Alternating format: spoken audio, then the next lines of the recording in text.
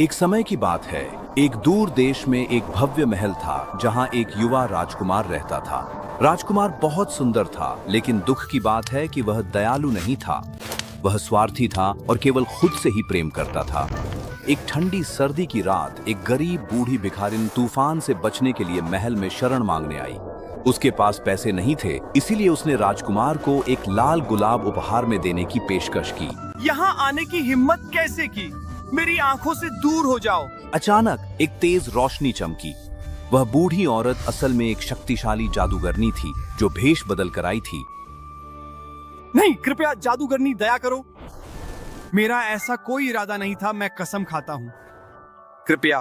उसने सुंदर राजकुमार को एक डरावने बालों से भरे जानवर में बदल दिया ताकि वह उतना ही भद्दा दिखे जितना उसका दिल था। उसने उसके पास वही गुलाब छोड़ दिया। अगर वह प्यार करना नहीं सीख पाया तो वह हमेशा के लिए जानवर बना रहेगा। कई साल बाद पास के एक धूप भरे गांव में एक सुंदर और दयालु लड़की रहती थी जिसका नाम था बेल। बेल बहुत खास थी।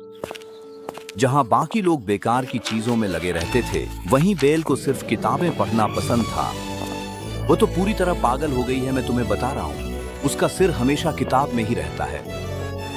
ये बिल्कुल सही नहीं है। बेल अपने पिता मॉरिस के साथ रहती थी। वह एक आविष्कारक था जिसे अजीबोगरीब मशीनें बनाना बहुत पसंद था। एक दिन मॉरिस ने अपनी मशीन ठीक कर ली और उसे मेले में इनाम जीतने के लिए ले जाने को तैयार हो गया। जाने से पहले बेल ने अपने पिता से कहा कि वे उसके लिए एक गुलाब लेकर आएं, क्योंकि उसे फूल बहुत पसंद थे। मॉरिस अपने घोड़े पर सवार होकर जंगल की ओर गया, लेकिन जल्दी ही अंधेरा और कोहरा छा गया। बेचारा बूढ़ा आदमी रास्ता ठीक से नहीं देख सका और वह जंगल में भटक गया। अचानक डरावने भेड़िए सामने आ गए। वे गुर्राए और उसे दौड़ाना चाहते थे। मॉरिस बहुत डर गया था। उसने अपने घोड़े को हवा की तरह तेज दौड़ाया ताकि वह बच सके। भेड़ियों से भागते हुए वह एक बड़े अंधेरे महल के पास पहुंचा और अपनी सुरक्षा के लिए अंदर भाग गया। अंदर सब कुछ शांत और डरावना था। मॉरिस ने आवाज लगाई, लेकिन किसी ने जवाब नहीं दिया। उसे पता नहीं था कि इस महल का फर्नीचर जादुई है और बात कर सकता है। वे चुपचाप उसे देख रहे थे। ठंड और थकान से परेशान मॉरिस आग के पास बैठ गया ताकि अपने हाथ सेंक सके। लेकिन तभी वह राक्षस प्रकट हुआ। वह बहुत बड़ा और गुस्से में था क्योंकि उसके घर में कोई अजनबी घुस आया था। राक्षस ने जोर से दहाड़ लगाई, जिससे बेचारा मॉरिस डर के मारे कांप उठा। उस निर्दयी राक्षस ने मॉरिस को पकड़ लिया और उसे एक ठंडी अंधेरी काल कोठरी में बंद कर दिया। घर लौटते समय बेल ने देखा कि उसके पिता का घोड़ा अकेला वापस आ गया है। उसे समझ आ गया कि कुछ बुरा हुआ है। क्या हुआ? पापा कहाँ हैं? एक बहादुर बेटी होने के नाते बेल अपने पिता को बचाने के लिए घोड़े पर बैठकर फिर से जंगल की ओर निकल पड़ी। वह राक्षस के डरावने महल पहुंची। यह किसी राक्षसी निवास स्थान जैसा लग रहा था। बेले अंधेरे गलियारों से गुजरते हुए अपने पापा को पुकार रही थी। तहखाने की गहराई में उसने अपने पिता को कमजोर सी खांसी करते हुए सुना। चिंता मत करो पापा, मैं तुम्हें छोड़कर नहीं जाऊंगी। मैं तुम्हें यहाँ से निकाल लूंगा। बेले अपने पिता से इतना प्यार करती थी कि वह उन्हें वहां अकेला नहीं छोड़ सकती थी। अचानक वह दरिंदा अंधेरे से बाहर निकला। वह बहुत डरावना लग रहा था। कृपया ऐसा ना करें, आपको मुझे जाने देना होगा। दरिंदे ने मना कर दिया तो बेले ने एक साहसी फैसला लिया। उसने पिता की आजादी के बदले खुद महल में रहने का वादा किया। उसकी दयालुता से दरिंदा हैरान था और उसने मानकर उन्हें बदल दिया। मॉरिस रो पड़े जब उन्हें वहां से भेजा गया। अपनी प्यारी बेटी को राक्षस के साथ छोड़ते हुए अब बेले एक कैदी बन गई थी। वह अपने कमरे में बैठी और रोने लगी क्योंकि उसे अपना घर याद आ रहा था। मेरी प्यारी, अब मत रो, चुप हो जाओ। बेले बोलती हुई चीजों को देखकर हैरान रह गई। असल में वे सभी राजकुमार के नौकर थे जो जादू के असर में थे। लुमियर, जो एक मोमबत्ती था, ने उसका गर्मजोशी से स्वागत किया, जिससे बेले को थोड़ी कम तन्हाई महसूस हुई। दिन बीतते गए। बेले ने महल को घूम घूम कर देखा। वह बहुत सुंदर था लेकिन उदास भी। दरिंदे ने उसे कभी भी वेस्ट विंग में न जाने को कहा था, लेकिन बेले बहुत जिज्ञासु थी। वह अंदर गई और एक कांच के जार में चमकता हुआ जादुई लाल गुलाब देखा। वह इतनी सुंदर थी कि बेले उसे छूने के लिए हाथ बढ़ा बैठी।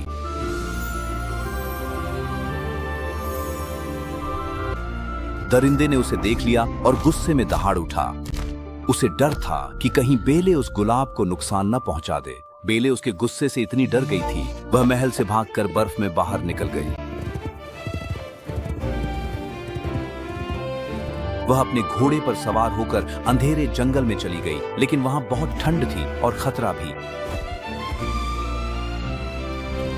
भूखे भेड़ियों का एक झुंड बेले को घेर लिया। वे उस पर हमला करने के लिए तैयार थे। बेले ने अपनी आंखें बंद कर ली, सोचते हुए कि अब उसका अंत आ गया है। लेकिन अचानक दरिंदा कूद पड़ा। उसने बेले की रक्षा के लिए भेड़ियों से लड़ाई की। भेड़ियों ने दरिंदे को काटा, जिससे वह बुरी तरह घायल हो गया, लेकिन उसने सभी को डराकर भगा दिया। दरिंदा थककर और खून से लथपथ बर्फ पर गिर पड़ा। बेले चाहती तो अपने पिता के पास भाग सकती थी, लेकिन उसने देखा कि दरिंदे ने उसकी जान बचाई थी। उसने दयालु बनने का फैसला किया। उसने दरिंदे को उठने में मदद की।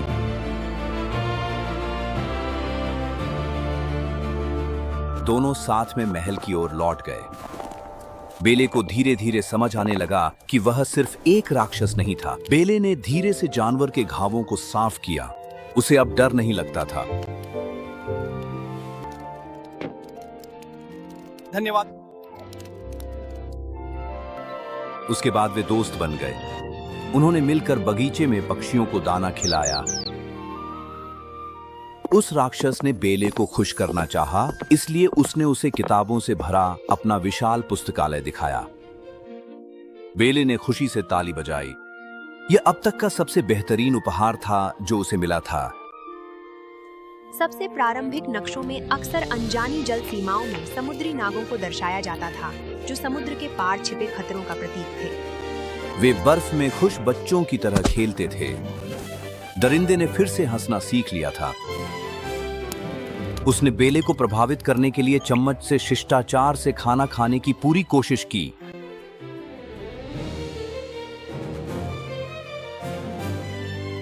नौकर उन्हें देखकर बहुत खुश थे। वे आशा करते थे कि बेले जादू को तोड़ देगी। एक खास रात दरिंदा राजकुमार की तरह सजकर बेले को नृत्य के लिए आमंत्रित करता है। वे फर्श पर खूबसूरती से नाचे। दरिंदा बहुत कोमल और दयालु था। बेले को एहसास हुआ कि वह दरिंदे के अच्छे दिल के कारण उससे प्यार करने लगी है। लेकिन नृत्य के बाद दरिंदे ने देखा कि बेले उदास दिख रही थी। उसने उससे पूछा, क्यों?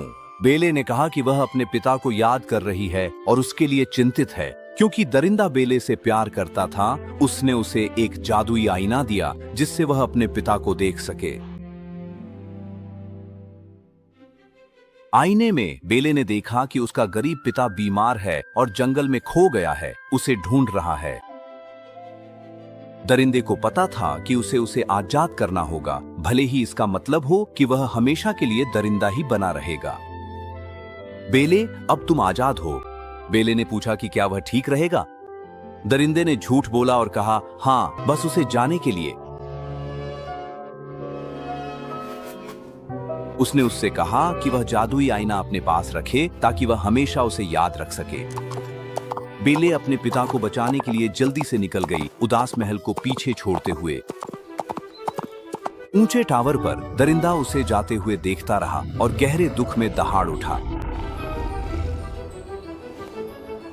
नौकरों का दिल भी टूट गया था। उन्हें पता था कि उनका समय खत्म होता जा रहा है। बेले ने अपने पिता को बर्फ में पड़ा पाया और उसे जगाया। वह उसे घर ले आई और दवा दी जब तक कि वह ठीक नहीं हो गया। मॉरिस अपनी बेटी को वापस पाकर बहुत खुश था, लेकिन बेले चुप थी। बेले को दरिंदे की याद आ रही थी। उसे एहसास हुआ कि वह उससे प्यार करती है।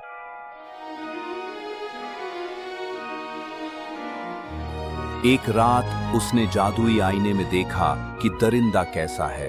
ओह नहीं, उसने देखा कि दरिंदा जमीन पर पड़ा है, टूटा हुआ दिल लिए मर रहा है। बेले जानती थी कि उसे जल्दी करनी होगी। वह अपने घोड़े पर कूद गई ताकि उसके पास वापस जा सके। वह तूफान के बीच पहले से भी तेज दौड़ी। रुको दरिंदे, वह चिल्लाई। वह बगीचे में पहुंची और देखा कि दरिंदा ठंडी घास पर शांत पड़ा है। ओह कृपया कृपया मुझे छोड़कर मत जाओ, मैं तुमसे प्यार करती हूँ। दरिंदे ने कमजोरी से अपनी आंखें खोली। वह उसे आखिरी बार देखकर खुश हुआ। कमरे के अंदर जादुई गुलाब की आखिरी पंखुड़ी गिरने ही वाली थी। समय समाप्त हो गया, उसने धीरे से फुसफुसाया। फिर दरिंदे ने अपनी आंखें बंद कर लीं और हिलना बंद कर दिया। वह चला गया था। आखिरी पंखुड़ी गिर गई।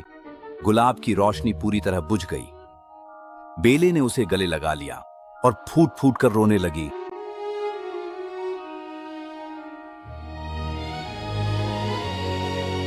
एक पल के लिए सब कुछ शांत और उदास था।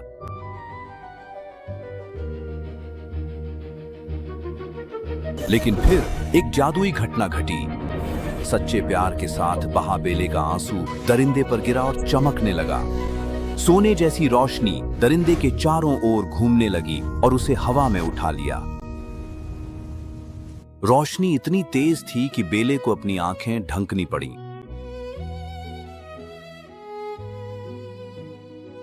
जादुई जादू टूट रहा था। भद्दे बाल और पंजे गायब हो गए।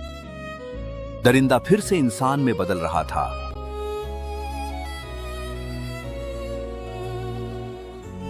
जब रोशनी फीकी पड़ी, वहां एक सुंदर राजकुमार खड़ा था, जीवित और स्वस्थ।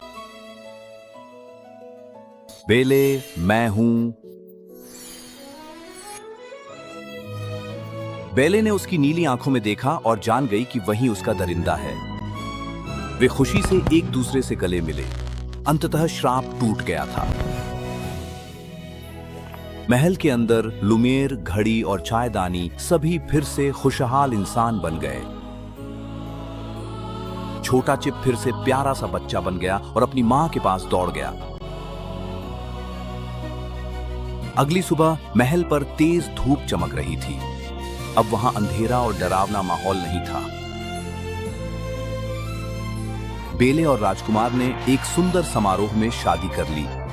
सभी ने जयकार की। बेले के पिता मॉरिस को अपनी बहादुर बेटी पर बहुत गर्व था। राजकुमार ने वादा किया कि वह हमेशा दयालु रहेगा और फिर कभी स्वार्थी नहीं होगा। उन्होंने बेल को प्यार करना सिखाने के लिए धन्यवाद दिया। बेले मुस्कुराई, ये जानते हुए कि सच्ची सुंदरता भीतर से आती है। बगीचा खिले हुए लाल गुलाबों से भरा हुआ था, जो पहले से कहीं अधिक चमकदार थे। और इस प्रकार सुंदरी और उसका राजकुमार सदा सुखपूर्वक रहने लगे। अंत।